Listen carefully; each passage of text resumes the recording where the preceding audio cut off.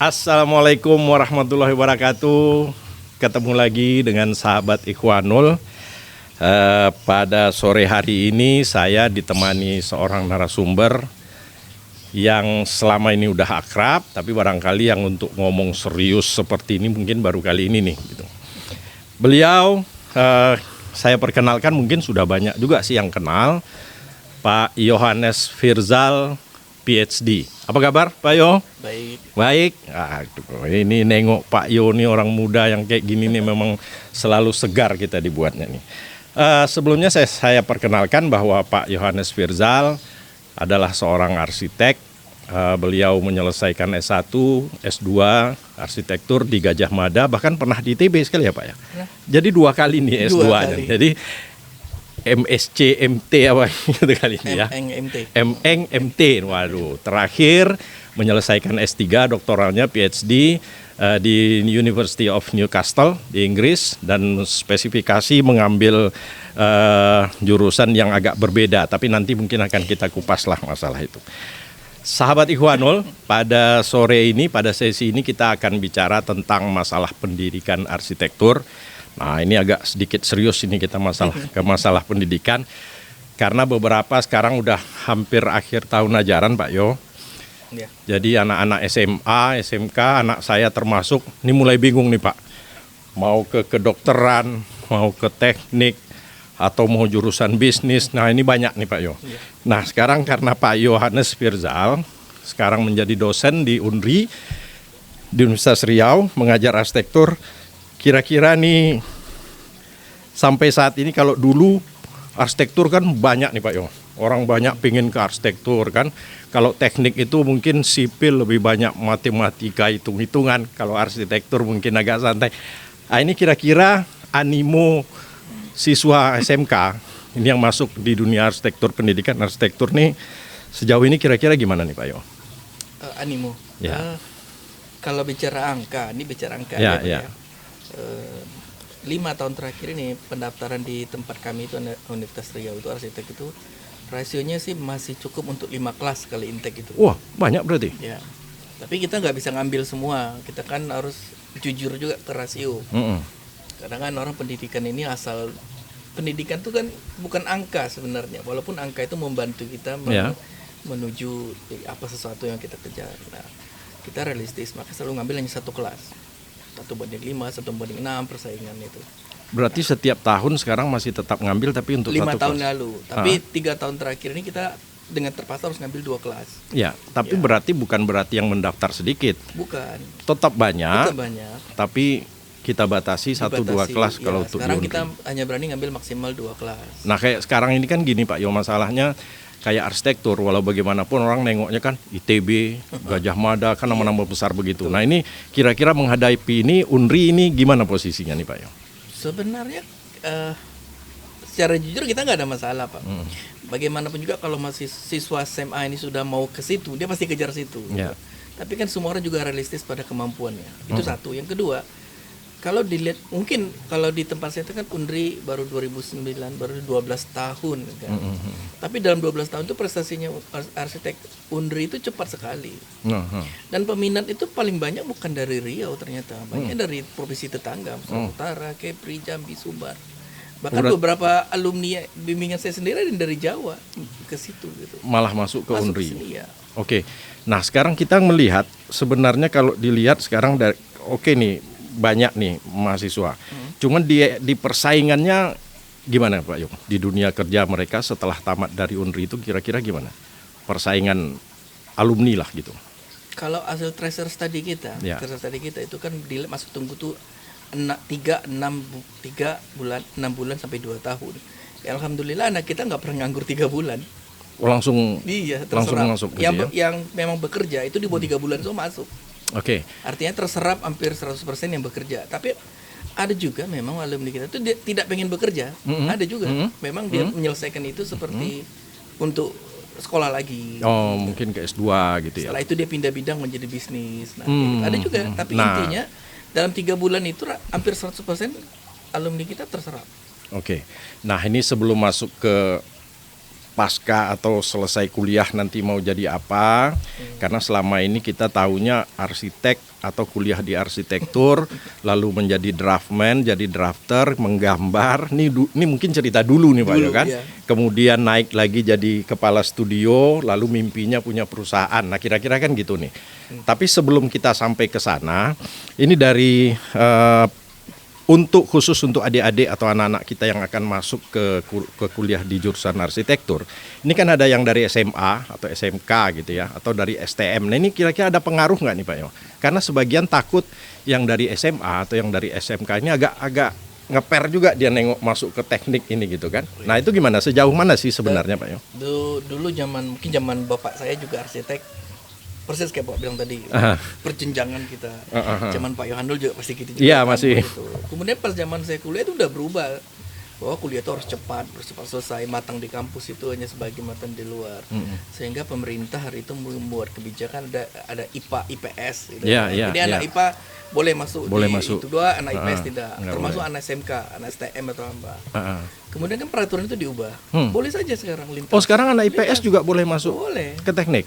Habis itu kemarin dibalikin lagi karena ternyata tidak mampu. Nah, tapi itu yang mau saya cerita sebenarnya, pendidikan ini sangat berubah. Disruptive education itu terjadi justru di pandemik. Begitu di pandemik, aturan itu berubah lagi. Sekarang Anda mampu, silakan mau daftar kemana saja. Iya, anak STM silakan masuk arsitek juga bisa, tapi kan tidak mungkinlah seorang yang dari SMK ke teknikan mau daftar ke kedokteran. Kan tidak akan mungkin. Kemampuan dia kan tidak punya background. Nah, jadi pendidikan itu universitas itu sepertinya hanya seperti saat ini itu wadah terakhir sebelum dia betul-betul lepas. Sehingga kalau mau masuk katakan arsitek, dia sebenarnya udah merintis dari sekolahnya, Pak. Jadi kalau saya minat di teknik di gambar arsitektur, dia sudah tahu ke situ. Gitu. Jadi tidak serta-merta lagi, kan dulu kita kalau anak SMK siap kerja, anak SMA siap kuliah, kan begitu mindset. Sekarang tidak ada lagi. Berarti hampir sama lah ya, hampir mau sama. Tamat STM, mau tamat SMA, umum ini yang IPA atau yang ini, ketika dia memilih jurusan arsitektur, persaingan masih bisa terkejar gitu ya. Karena saya dari SMA soalnya dulu kan, tapi zaman saya ada juga memang di awal-awal kita anak SMK bisa masuk dengan berapa, kan sekarang ada sampai yang 4 jalur untuk masuk itu. Mereka bisa milih itu prestasi, itu sekolah, ujian langsung ataupun ujian lokal. Tapi pada suatu ketika mereka juga di blok lah mungkin. Kita aturannya berubah. Jadi pemerintah kita ini kan seperti iklan, senang uji coba terus kan. Tapi ya intinya kan belajar dari situ. Ternyata sebenarnya kalau secara saya pribadi memang ini mindset. Jadi di SMA itu kita mungkin anak-anak belajar berargumen, berdebat. SMK belajar untuk melakukan sehingga ketika diajar itu, nah ini di tahun pertama itu kalau prinsip kita dosen ini dihancurkan dulu semua nih. Memang dipatahkan dulu ini. Kalau mungkin kalau ibarat mental, patahkan dulu mentalnya. Karena mungkin kayak dinolkan dulu atau gimana nih ya. Kamu boleh menang di SMA juara, tapi di sini ini belum tahu ini kan. Kamu SMK mungkin dulu jelek, tapi kalau kamu bisa nyusahin kamu bisa Dan menang. pola pikir mindset mereka waktu SMA itu ini yang dianukan dulu kali ini ya. Karena kita selalu berpikir kalau selesai satu arsitektur bisa jadi kerja. Sekarang udah nggak bisa lagi karena ada profesi. Katanya ada yang 2 tahun itu ya. Itu nah makanya tadi sebenarnya saya juga mencoba mengarah ke sana, tapi udah dipancing duluan. Jadi gini nih Pak Yo, tamat kuliah atau sebelum itu berarti adik-adik yang dari SMA ini nggak perlu ragu, nggak perlu khawatir kalau masuk ke teknik, karena memang di sana Anda akan digodok lagi, akan disesuaikan, jadi kurikulum udah akan lebih mempersiapkan lah. Jadi mempersiapkan, jangan khawatir walaupun dari SMA masih tetap bisa di arsitektur. Tapi pertanyaan saya selanjutnya nih Pak Yo, arsitektur kita mungkin nggak usah jauh-jauh ke belakang, kalau mulai dari sejarahnya teori mungkin ada Vitruvius, kemudian ada Louis Sullivan, memang kokohnya estetika, tapi yang lain-lain agak terkesampingkan, misalnya fungsi lebih mendewakan itu gitu. Nah tapi dengan pendidikan arsitektur, saya punya teman anaknya Pak Yo 3,5 tahun sampai 4 tahun gitu, selesai S1 arsitektur gitu, sarjana arsitektur gitu. Apa mungkin? Nah terbayang zaman saya kuliah dulu, itu kan memang benar-benar pakai trik pen, belum boleh pakai rapido kan gitu. Tapi menghadapi dunia kerja dengan 4 tahun kuliah, nih kira-kira nih gimana nih sebenarnya dunia pendidikan, kita cerita dalam dunia pendidikan mempersiapkan orang-orang yang siap tempur, kira-kira gitu nih Pak. dunia pendidikan secara sejatinya bukan mempersiapkan orang untuk bekerja, tapi mempersiapkan orang untuk siap untuk masuki dunia pekerjaan. Ketika kita mau masuk dunia pekerjaan, tentu kita punya bekal. Ya, ya. Nah, sekarang yang namanya gelar S di depan itu, sarjana teknik, sarjana kedokteran, sarjana kedokteran gigi, sarjana pendidikan, Ya. itu mengarahnya kan pada profesi. Sehingga universitas itu menyiapkan sebuah tiket ketika mereka akan memilih jalannya. Katakan dia lulus S1 arsitek menjadi sarjana arsitektur atau sarjana teknik. Tapi mereka belum bisa sebagai arsitek. Ada satu jenjang lagi namanya profesi. Taruhlah Pak Yo. Ini sama kayak kedokteran, ini logika Oke, sederhana. yang praktek yang 2 tahun itu tuh ya. Iya, sama di arsitek juga berlaku itu sekarang karena berlakunya undang-undang arsitek. Oke, nah sekarang undang-undang arsitek menyatakan dia selesai S1, dia harus ambil Pendidikan lanjutnya untuk profesi. pendidikan profesi keprofesian 2 tahun itu gitu ya. Ya, ada yang 1 tahun, ada yang 2 tahun. Ada yang 1 Tergantung tahun dan 2 programnya. tahun. Nggak, yang maksud saya itu begini nih, oke lah nambah setahun 2 tahun. Ya. Tapi apa bisa nih dia menjadi sebagai seorang arsitek yang kita harapkan itu, bahwa arsitek ini kan bukan hanya main di laptop, mampu mengoperasionalkan aplikasi atau sistem modul-modul yang ada, kan dia harus punya tes, harus punya rasa sebagai seorang arsitek. Dan mungkin sebagai arsitek disinilah menangnya. Bahwa kalau misalnya nih ya, mungkin saya nggak sebut fakultas lain lah, Ya. tapi saya sebut salah satu jurusan aja. Itu begitu masuk angka itu kan udah bisa keluar Pak. Nah, tapi arsitek kan nggak bisa begitu. Bangunan selesai tapi rasa itu di mana, ada taste, ada rasa, ada feel. Nah, itu apa bisa tercapai dengan waktu sesingkat itu tuh Pak?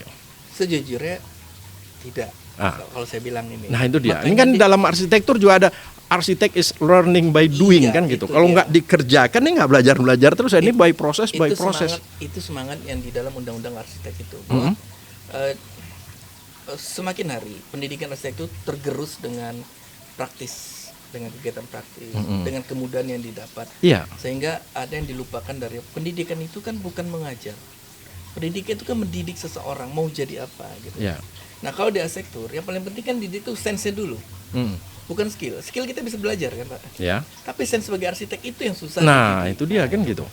Nah, itu dunia pendidikan sekarang itu tidak, kurikulumnya tidak ke situ. Jadi bukan sense diajarkan, tapi bagaimana 144 SKS cepat lulus 4 Nah, tahun. itu yang saya anukan itu di cepat situ, Pak. itu. Tapi di satu sisi itu yang dilema jadi para dosen. Kita ditekan lah bahasanya dengan sebuah target akreditasi, cepat lulus, cepat Iya. terserap. Kalau nggak lulus-lulus nih mungkin akreditasi perguruan tinggi jadi Iya. masalah juga Nah. nih kan gitu. Jadi siasat kita biasanya kita bermain di dalam kurikulum. Makanya saya bilang tadi, tahun pertama itu di-crashkan dulu, dinolkan dulu. Heeh. Ya itu ibaratnya anak mungkin bergadang tiap malam, menangis, dia membuat feel-nya dulu. Kalau kita bilang pertama itu mereka harus bisa merasakan komposisi dulu. Setelah komposisi dia bisa merasakan skala. Setelah skala dia bisa merasakan di dalam komposisi dan di skala itu. Sehingga tahun pertama itu targetnya bisa feel-nya dulu. Itu dulu. Jadi Beda kita kuliah kayak dulu. yang kayak zaman 80-an itu tahun pertama itu yang menulis A, B, C, D yang pakai tangan. Betul. Itu tuh masih ada. Masih, tapi tidak seperti dulu. Kalau saya kan kayak mungkin masih rasa masih 4 minggu masih mengurus A. Sekarang mereka dipercepat semua karena tuntutan zamannya begitu. Tapi sense-nya mereka diberikan karena rutinitas dalam waktu pendek itu.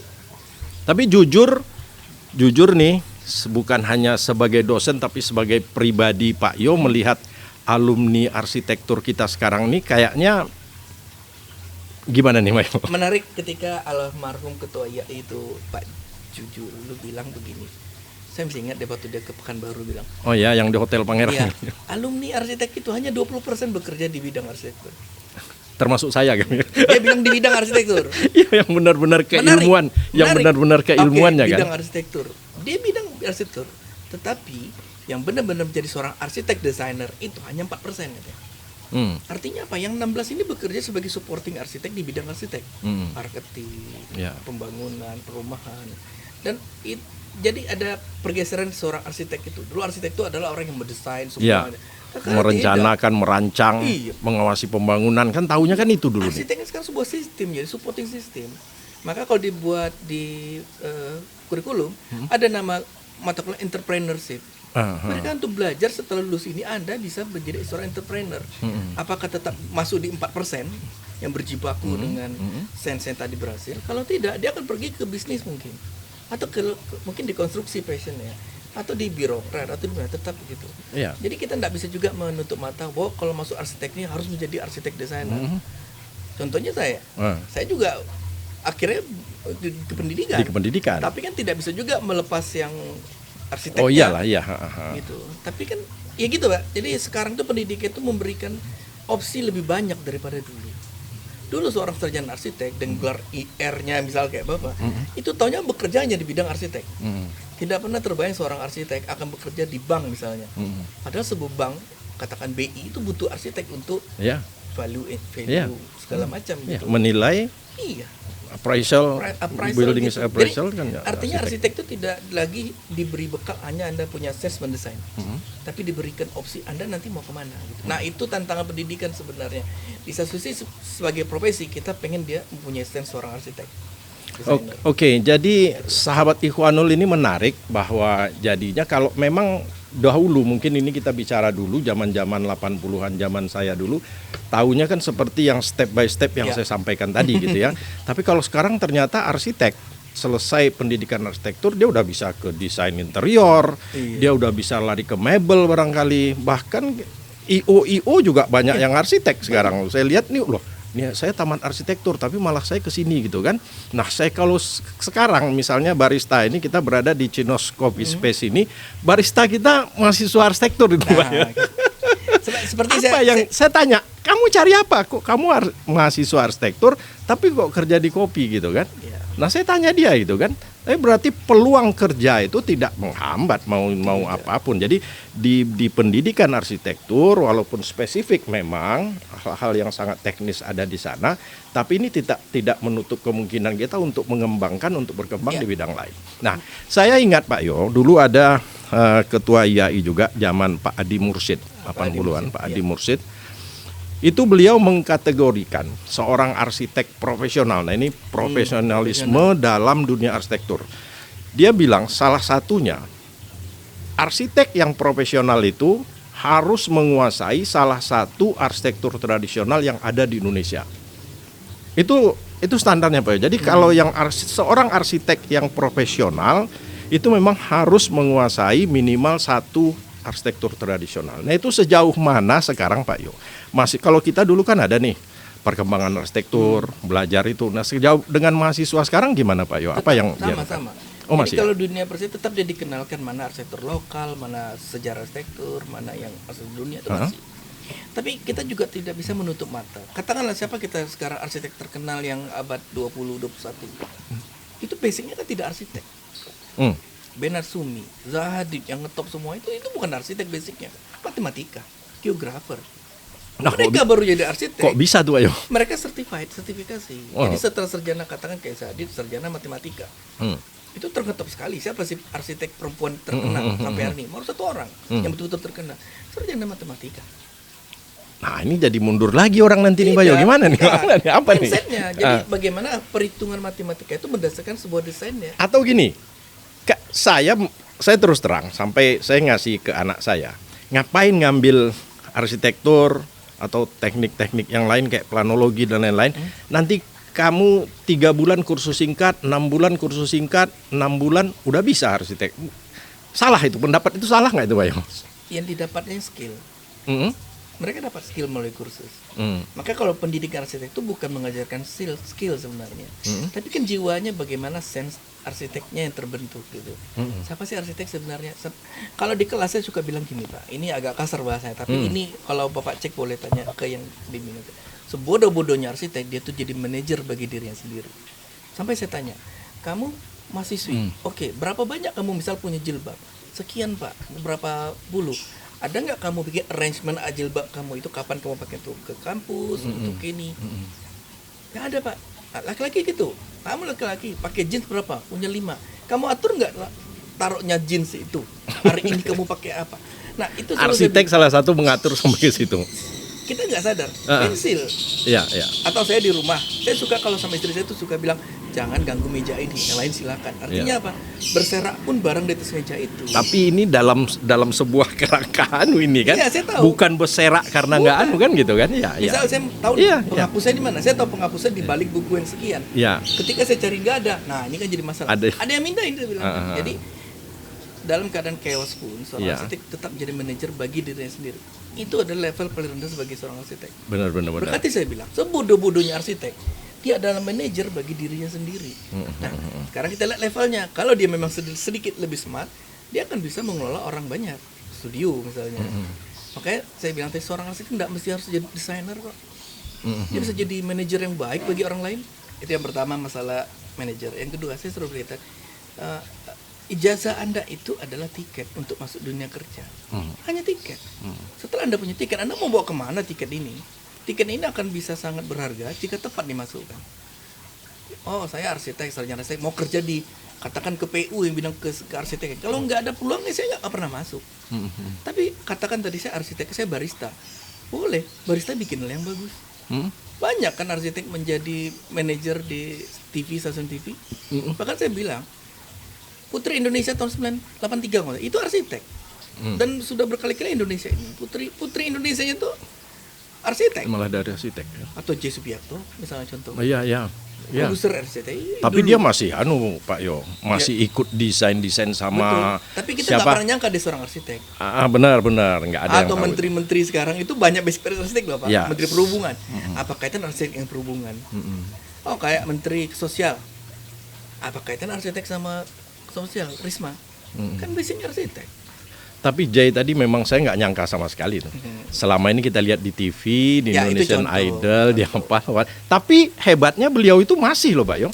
Dia masih ikut sama Pak itu siapa? Arsitek anaknya Ya. Pak Hanawal yang ahli vernakular itu kan. Saya Masih pernah dapat dalam cerita, satu tim. Di Argentina tuh wali kotanya basicnya seorang arsitek. Dia membebaskan yang namanya bus itu beroperasi. Jadi supir dibayar kilometer. Misalnya satu hari Anda harus berjalan 3.000 kilo satu minggu.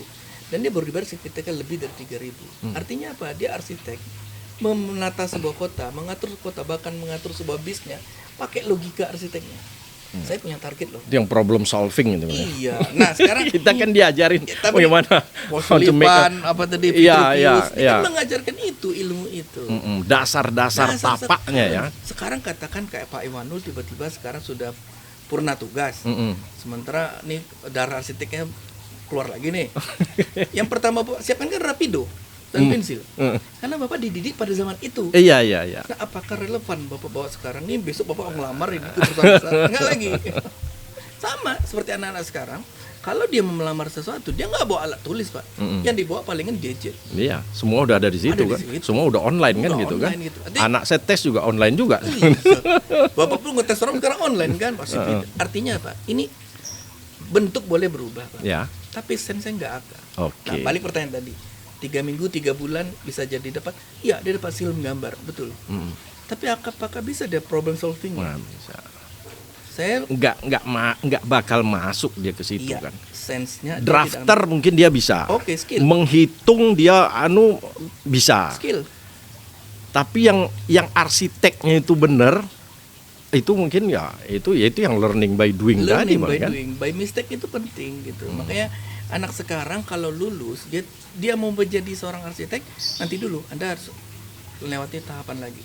Tapi bukan berarti dia tidak boleh berpraktek, boleh. Tapi ada tahapan levelnya dia. Katakan kalau dulu drafter, asisten drafter. Ya. Ini tidak bisa jadi dia sama teman, sama Ya, senior, ya. ikut dulu. Iya, Maka iya. upbringing itu ya, Iya, dididik iya. dulu. Iya. Pada suatu ketika Anda sudah siap, silakan menjadi arsitek. Nah, kan ada tahapannya. Kalau dulu kan memang learning by doing sampai waktunya kamu buka firma. Ya. Kalau sekarang nggak bisa. Kalau Anda mau benar jadi seorang arsitek harus punya izin. Izinnya bagaimana? Banyak. Salah satunya melewati tahapan. Tapi itu nggak semua, Pak. Itu kalau nggak salah tahun 2017 ke bawah yang kena aturan itu, konversi yang di bawah itu tidak gitu. Karena konsekuensi legal ya, undang-undang kita begitu. Tapi ya gimana kita mesti kapi sih kalau saya bilang, Pak. Tapi bagi saya pendidikan arsitektur yang paling penting adalah dia membuat sense-nya dulu. Kalau boleh disimpulkan, berarti sampai hari ini atau sampai masa yang akan datang, pendidikan arsitektur tetap masih tetap penting dan tetap itu penting. tidak terkalahkan dengan short course yang ada ini, nggak tidak. mungkin.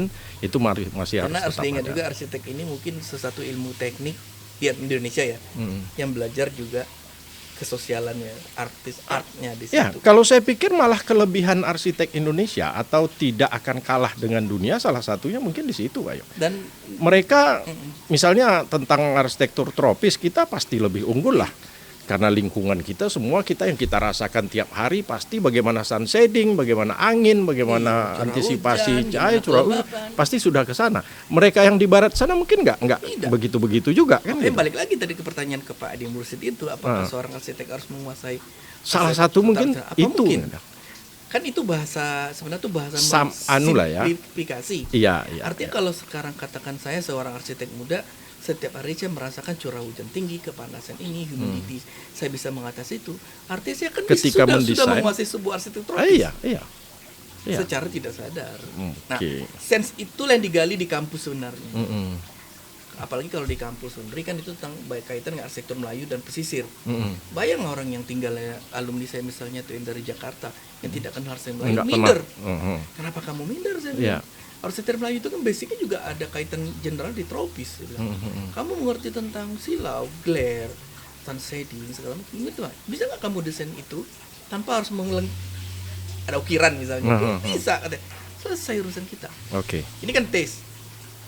Mau minimalis atau maksimalis kan terserah. Iya, oke. Jadi sahabat Ikhwanul hari ini termasuk saya sendiri mungkin jangankan Anda, saya sendiri jadi berubah nih dikit nih saya paham saya selama ini ternyata memang khususnya untuk anak-anak adik-adik yang di SMA atau SMK sekarang nggak usah ragu karena dunia pendidikan kita khususnya di jurusan arsitektur mempersiapkan Anda untuk mengantisipasi untuk menghadapi dunia kerja dan itu tidak terbatas hanya di studio arsitektur atau di biro-biro konsultan, mungkin tidak begitu. Terlalu sempit kalau memandang arsitek nantinya hanya sebatas itu. Jadi memang masih meluas, masih contoh sudah banyak seperti yang disampaikan Pak Yo tadi. Nah di session ini saya ingin menggali sedikit lebih ke pribadi Pak Yo. Nah ini ya karena kita tahu Pak Yo ini sekolah aja saya aja begitu sekolah S1 kerja itu udahan nggak anu lagi nih Pak Yo. Tapi udah S1 di UGM Gajah Mada, S2 Gajah Mada, ambil S2 lagi di ITB gitu. Terus akhirnya selesai S3 di Newcastle Pak Yo ya. Waktu itu ambil apa itu Pak ya? Jurusannya apa itu di Newcastle itu? Kok mesti ke Newcastle itu gimana ceritanya Pak Yo? Ini mungkin pengalaman saya pribadi, Ya. kita di kampus kecil. Kan Unri itu kecil di Indonesia. Oh berarti Pak Yo ambil udah jadi dosen di sudah Unri? jadi dosen. Oke. Iya. Kita ini nggak dipandang belum dipandang lah kalau kita ngajukan proposal. Sementara seperti Bapak tadi kampus besar dia hanya sedikit saja diterima. Saya aplikasi beasiswa itu sampai 7 kali Pak. Aplikasi ke Dikti itu sampai 7 kali masuk. Mengajukan ini? Iya. Ada dibilang hilang, dibilang nggak sampai, dibilang masuk, ada resip, antar sendiri dibilang nggak ada, Pak udah ada resipnya. Sampai terakhir saya SMS itu WA ya, SMS ya. Direktur apanya gitu, ibu-ibu. Saya sudah masuk, ini gimana Bu? Apa karena saya di kampus Sumatera di pertengahan pedalaman nggak dapat? Saya bilang. Iya. Nggak mungkin Pak. Dicek di data memang data saya tidak pernah masuk sampai ke meja beliau. Kirim sekarang jam Berarti 10 malam. Hilang di tengah nih gitu. Hilang di tengah. Karena kita nobody Pak. Iya, Terus terang. iya. Itu kejadian gitu. Ada beberapa dosen kita yang berhasil keluar itu ya pengecualian aset. Itu saja. Jadi itu pengalaman saya bahwa dari situ saya pengen buktikan juga seperti awal pembicaraan tadi sama Bapak bahwa nggak ada yang nggak mungkin sebenarnya. Iya. Nggak bisa patah semangat. Sama kayak teman-teman melamar kerja lulus. Nggak bisa dengan ijazah arsitek langsung bekerja. Belum tentu gitu. Kita harus coba terus. Sama kayak saya pendidikan. Nah menariknya ketika saya ngelamar pertama kali yang jebol itu ke Jepang sebenarnya. Hari itu pembimbingnya tidak mau kalau saya menggunakan beasiswa Indonesia. Sudah keterima di kampusnya, syaratnya tidak boleh pakai beasiswa Indonesia. Lucu. Maksudnya jadi? Jadi saya nggak boleh pakai beasiswa Indonesia, harus cari beasiswa lain, negara lain. Nggak tahu isunya apa hari itu. Apa dasarnya itu ya? Nah itu kan Enggak, kalau misalnya seorang profesor kan dia punya hak masing-masing kan begitu. betul lah gitu kan. Nah, Tapi kok anu gitu kali ya? berapa Tapi akhirnya sempat lolos yang di Jepang. Lolos di dua kampus saya lolos. Oh gitu.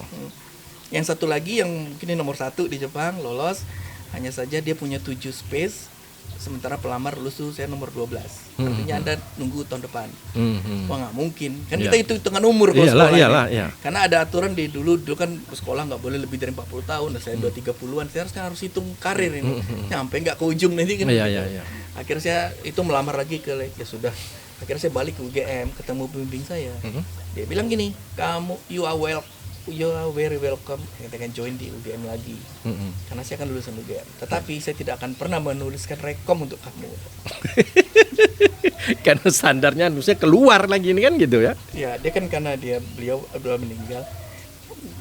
Kamu kalau masuk situ ngisi-ngisi nih aku katanya. Kamu buat malu aku saja kalau kamu lanjut S3 di UGM lagi. Karena saya keluar dari UGM S2 itu sudah nilai paling tinggi. Jangan balik lagi ke sini. Standar kamu nggak di sini, saya didik kamu. Oke. Kelas saya harus kemana? Wah itu menarik itu. Ada dosen profesor yang ngomong gitu ya. Kamu tidak boleh. Boleh tahu siapa nama Pak? Udah meninggal Pak. Udah meninggal. Lebih baik jangan. Oke. Kamu tidak boleh kuliah di Asia. Kenapa Prof? Tidak boleh katanya. Baiklah saya bilang. Jadi saya lamar. Saya ngelamar ke James Cook University di Australia itu keterima. Satu lagi saya ngelamar ke Newcastle University juga keterima. Dua-duanya keterima. Nah ketika interview saya ajukan dua-dua ternyata. Nah kebetulan interview saya itu WR4 Unpad, dia bilang gini. Nah, kamu jangan ke Australia. Kalau bisa nonton bola kan lebih akan di Inggris. Jadi akhirnya yang masuk. menentukan saya di Inggris tidak Australia itu justru pengujinya. Oh gitu. Udah tutup Australia. Mau kamu keterima di Inggris ngapain ke Australia gitu ya. Kebetulan dekan saya juga hari itu bilang, kalau kamu ke Australia saya tidak tanda tangan. Kan rekomendasi nggak tanda tangan ke Australia, memang ke Inggris tanda tangan. Nah di Inggris waktu itu akhirnya ambil jurusan atau di Inggris saya di spesifikasinya apa? Newcastle itu hanya ada 3 fakultas. Arsitek itu di SAPL, School of Architecture, Planning and Landscape, itu berada di Fakultas Humanities and Social Sciences. Jadi kalau kita arsitek itu berada di bawah Fakultas Sosial dan Politik, gitu kan. Oh di bawah sospol. Kasarnya begitu. Okay. Humanities and Social Sciences, ilmu sosial, termasuk politik di dalam itu. Gitu. Tapi sekolahnya tetap sekolah arsitek. Di situ saya belajar bahwa arsitek itu bukanlah teknik. Clear di situ. Ketika saya ketemu profesor saya, waduh, ini kami 400 tahun lalu begini di sini. Waduh, udah ketinggalan jauh nih. Artinya apa? Kita selalu bangga arsitek ini dengan segala keteknikan kita. Rapido, ilmu teknik, kertas gambar. Kan, gitu kan. Dia bilang, itu 400 tahun lalu kami begini pendidikan kami. Ini lagi. Gimana nih? Bayangkan orang dari tengah Sumatera yang nggak begitu jarang keluar, sekali-sekali sekolah langsung ke Inggris sampai di nyek gitu loh kan. Arsitek itu bicara tentang manusia. Wah, ini lari lagi ke filosofinya ini kan. Kebetulan saya ngambilnya kan di filosofi, Pak. Nih, sebelum masuk ke sana. Dan itu yang membuat saya tidak mengambil sebuah metode teori, tidak. Saya mengambil tesis, akhirnya kalau di sana bilangnya tesis ya, kelas 3. Ke filosofi gitu. Kalau becoming judulnya gitulah gitu. Becoming itu berproses. Jadi being versus becoming. Jadi kalau di Indonesia itu kita diajari being. Artinya apa? Inilah warisan, inilah ini kita harus bangga diri sendiri, ini jati diri kita. Tapi kalau di sana becoming saya diajarkan. Saya tutup semuanya. Satu saya. Yang kedua, saya belajar ngambil tema itu tentang kebudayaan Melayu di sana. Di situ saya belajar bahwa arsitektur itu adalah bagian dari budaya. Jadi arsitektur is a subset of culture. Arsitektur itu adalah bagian dari budaya, bukan kebudayaan, karena arsitektur itu kebudayaan sebenarnya. Jadi induk itu tetap budaya. Nah, kalau kita bicara budaya, berarti kita kan bicara sesuatu yang tidak dibekukan, unfrozen gitu kan. Nah, itu kita belajar gitu. Jadi kalau kita ngomong budaya, pasti kita ngomong orangnya, kebiasaan segala macam. Arsitek itu hanya satu bagian kecil dari budaya. Di situ saya belajar, gini gitu. Artinya satu pembimbing saya seorang filsuf, satu pembimbing saya orang geografi. Yang dua-duanya adalah profesor arsitek. Yang punya basic berbeda gitu. Nah, itu saya belajar banyak di sana. Hingga 2011 ya. 2011 saya pertama kali ke sana, saya ngambil pertama dulu postgraduate certificate namanya Pak, 1 tahun. Saya harus masuk dulu belajar ilmu sosial versi mereka itu. Ngambil filosofi ya, Bourdieu ya, ilmu ateis itu saya belajar 1 tahun. Lepas itu saya lanjutkan S3-nya lulus 2015 itu. Jadi kalau judul dissertasi itu tentang architecture and Malay culture in Arsitektur and Malay culture. Malay culture. Iya. Jadi arsitektur dan kebudayaan Melayu gitu. Itu- Atau arsitektur Melayunya. Tidak, arsitektur dan kebudayaan Melayu. Arsitektur dan Dan kebudayaan budaya Melayu. Jadi saya nggak ngomong tentang Atau ada bangunan. kaitan dengan heritage building gitu? Enggak, sama sekali Enggak enggak juga ada. ya? Enggak ada itu. Karena saya masuk tataran filosofi. Artinya begitu kita filosofi, kita bisa dibawa kemana saja gitu kan. Sebelum sampai Dan ke sana. kasusnya atau studi kasusnya waktu itu arsitektur Power. Melayu Riau Iya, atau Melayu Melayu Riau. Riau ini. Tapi ya? lagi-lagi tidak melihat kasus. Jadi itu evidence. Hmm. Jadi Enggak kan bisa. Oh, ini saya karena S1 nih nggak Sama mungkin aja. cerita tentang S3 nih kan gitu. Tapi maksudnya gini, secara keseluruhan biasanya kan oke, arsitektur Melayu. Tapi kan ada yang benar-benar dia enggak gitu ya. Enggak ada batasan saya bicara permasalahan nggak? arsitektur, saya bicara arsitektur, saya bicara budaya Melayu. Oke. Dua benda yang berbeda, tapi sebenarnya ini adalah bagian dari budaya Melayu. Mm-mm. Nah, orang kan suka menggabungkan jadi judul arsitektur Melayu. Ah. Padahal itu dua hal Beda ya harusnya. dua hal turunan dari budaya sendiri. Iya.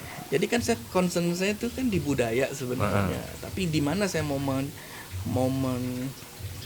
istilahnya mau mengkristalkan pemikiran saya itu bisa di mana saja gitu. Bisa di arsitekturnya, dan di tulisan saya itu ngomong tentang policy, tentang power of architecture. Jadi bagaimana sebenarnya seorang mempunyai kuasa, itu dia bisa mendeflection arsitektur. Banyak contoh di Riau. Tiba-tiba dikasih kubah, dikasih silang, dikasih kalau itu warna. Saya pernah baca juga Emil Salim ngomong di majalah Konstruksi dulu bahwa politik is planning is a politik gitu. Ya, betul. Jadi planning Itu kalau orang planning ngomongnya begitu. Iya. Tapi kalau orang situ bilang power on architecture itu maksudnya. iya. Ini terjadi di mana saja. Di Oh, Amerika iya. bagaimana kita gedung putih bisa gitu kan arsiteknya. Iya. Ini contoh misalnya apa nih?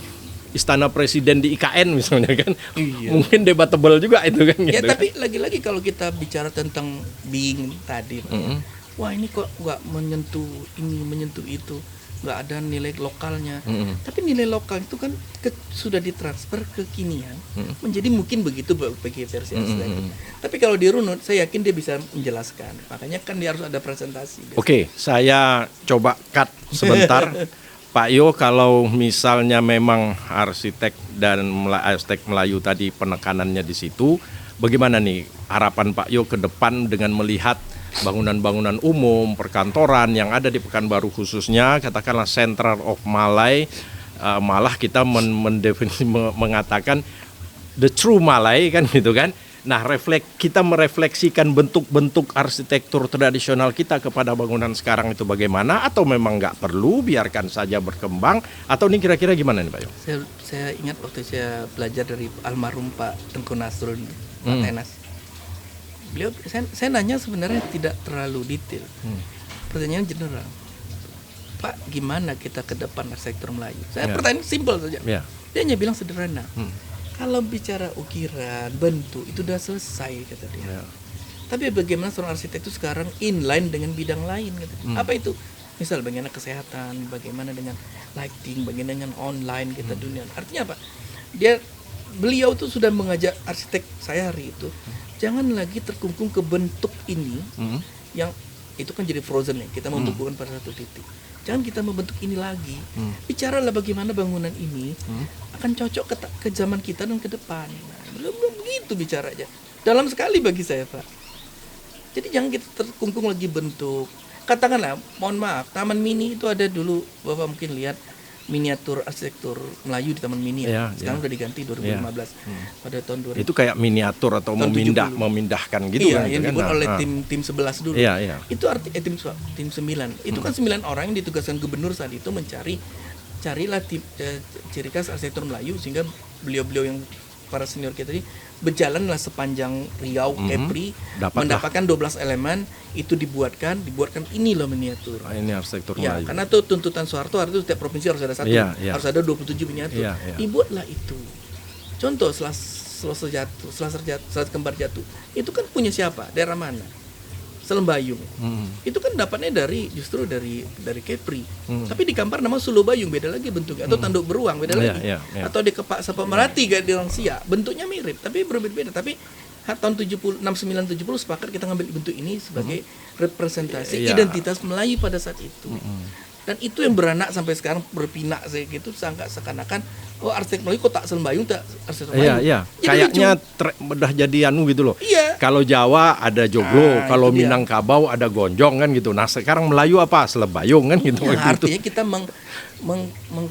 mengkristalkan diri kita Iya, ke iya, dalam iya. itu. Dan terbatas sekali jadinya kan Itu gitu kan. sama Pak Tenas. Kemudian saya ngomong lagi sama almarhum juga itu Pak siapa Ketua LAM dulu itu. Mm-mm. Yang udah meninggal Al-Azhar, dia bilang sederhana saja, janganlah kita geopolitik mengganggu ke geoculture kita. Artinya gini, dia bilang gini, kekuatan seorang Melayu itu berada di pemaknaannya. Nah, ini tadi jangan terkungkung di yang senior bilang jangan terkungkung di bentuk ini. Satu lagi lebih dalam lagi, janganlah kita terkungkung oleh geopolitik ini, kita kan. Tapi kita ini jangan geoadministratif, enggak sih, justru kita kekuatan orang Melayu itu berada di pemaknaannya. Apa maksudnya? Ketika kita bersini, kita memaknakan bangunan kita pada sesuai masanya. Nggak mungkin Pak, kalau bahwa kita orang Melayu rumahnya panggung, sekarang pakai lampu-lampu togok lagi, mana bisa kita begitu? Balik lagi kan, Balik kan lagi nggak dalam lagi. harus begitu Oh kan. ya, karena Makanya ini kayak Masjid Raya Padang itu misalnya Sumatera, itu kan banyak orang yang protes juga itu. Ini masjid tapi kok malah terlampau kuat kan gitu. Makanya budaya, saya nggak ngomong arsitektur, budaya itu tidak bisa dibekukan pada satu titik tertentu. Ketika dia dibekukan Dan pada dia titik tertentu, berkembang. dia berkembang, makanya harus fluid. Kalau dia mulai dibekukan, ini akan keluar ke anak-anaknya, ke bawah kebudayaannya. Contoh arsitektur, kenapa kita harus kuning itu orang Melayu? Kan belum tentu merah itu Melayu. Ya. Kuansing punya biru, Oh ada biru di luar. biru, ada lagi hitam. Gitu kan, tapi artinya ya itu tadi kita tidak boleh membekukan sesuatu yang besar ini sehingga nanti akan keluar lagi buku-bukuan kecil di bawahnya. Oke. Nah itu kira-kira gitu Pak, tapi jangan usah terlalu berat lah. Makanya nih malah terpancing dengan Pak Yo kayak seolah dulu ada euforia kita bicara 80-an 90 tentang arsitektur Indonesia, mana yang arsitektur Indonesia ini akhirnya nanti ini macam mana kita mau menggabungkan atau mau mengkristalkan hentakan kaki tari orang Papua dengan lemah gemulainya tari di Jawa atau di Melayu ini ya nggak mungkin ya. Puncak-puncak itulah dia kan gitu kan. Itulah dia budaya itu. Jadi nggak mesti kita harus ada satu kan, nggak harus begitu. Itulah. Nah ini belajar Balik banyak. pertanyaan tadi, mengambil apa saya kuliah di sana? Itu yang saya ambil Pak. Nah, ini Becoming itu. Oke, Bahwa sesuatu oke. itu berproses. Arsitektur itu dulu memang begitu, tapi dia akan berproses. Oke. Siapa bilang rumah Melayu itu memang asalnya rumah panggung? Kan karakter karakter terkeras, terbesar atau terpaling di Melayu itu kan rumah panggung sebenarnya. Ya. Iya. Karena mungkin di pinggiran bergerak mulai dari pinggiran sungai atau Iya. pesisir kan gitu. Apakah panggung itu memang asli punya orang Melayu? Kan jadi pertanyaan lagi. Ya, Tahu di Jepang Selatan panggung? ada panggung ya. Ada. Di Fiji ada panggung, tapi dari batu Ya. panggung juga. Di Madagaskar juga panggung. Kebetulan Asia Tenggara ini, di Asia Tenggara ini banyak Hampir, hutannya, iya. banyak Binatang melata. katanya banyak kayunya, sehingga rumah panggungnya kayu. Kalau kita bicara Pasifik sana, rumah panggungnya batu. Nah, Tapi panggung ya. Iya, makanya dia bilang sesuatu ini adalah rumah panggung ini sesuatu yang berjalan entah dari mana. Dia mendiami di Asia Tenggara ini dan ternyata dia berkembang dengan segala itu. Oke Pak Yo. Satu ketika kita akan berubah lagi nanti, tapi nggak tahu kapan ya. Mungkin Akan berproses terus ya Pak ya. iya.